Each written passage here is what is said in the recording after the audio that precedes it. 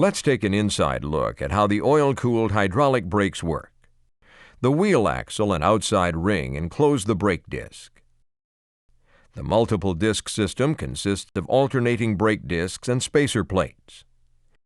The spacer plates have splines only on the outside edge. The splines fit into the teeth in the outside ring, allowing the plates to move back and forth but not rotate. The actual brake discs indicated by the crosshatch design are just the opposite. They have splines only on the inside and are attached to the teeth on the inside hub.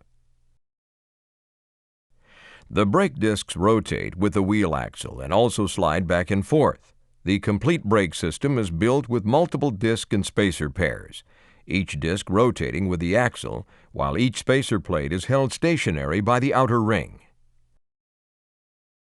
During operation, cooling oil runs throughout the system and in between each of the discs and plates. Braking activity is controlled by hydraulic pressure. The primary piston is controlled by the hydraulic pressure here and the secondary piston here.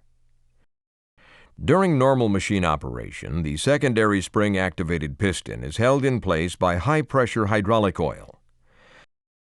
The primary piston is held in place by a combination of retract springs and a slack adjuster.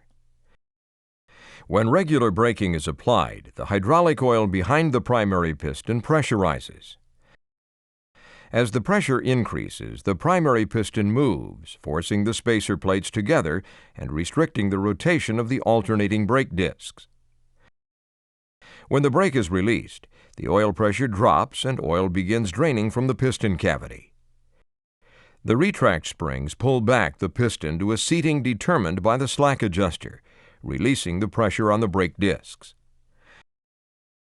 When the parking brake is applied or hydraulic system pressure is lost, the constant high pressure in the lower cavity is released. The big spring activates the secondary piston. This action moves both pistons, forcing the discs together and restricting rotation. The hydraulic oil that cools the brake system enters here. It circulates throughout the braking system. Oil fills the crosshatch grooves in the brake disc, creating an oil film that prevents direct contact between the discs. The shearing action of the oil absorbs the rotational energy and carries heat away, causing the vehicle to stop or slow with no direct contact between rotating surfaces. Brake life is extended significantly. The cooling oil exits the system here. Wet disc brakes are used in elevated sprocket track-type tractors, wheel loaders, and off-highway trucks.